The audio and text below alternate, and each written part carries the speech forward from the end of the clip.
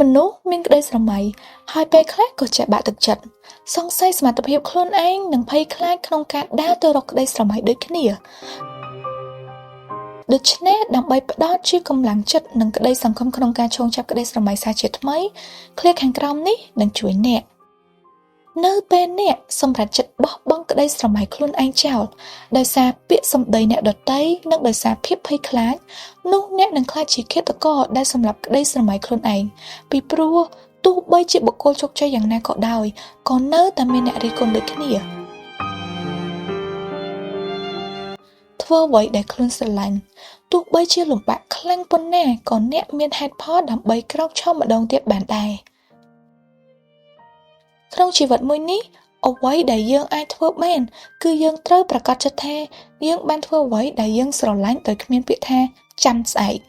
ពីព្រោះប្រហែលជាគ្មានថ្ងៃស្អែកសម្រាប់ជីវិតមួយនេះច្រើនដងនោះទេការចាប់ផ្ដើមខុសមិនមែនជារឿងគួរឲ្យខ្លាចទេប៉ុន្តែអ្វីដែលគួរឲ្យខ្លាចបំផុតគឺអ្នកមិនហ៊ានក្នុងការចាប់ផ្ដើម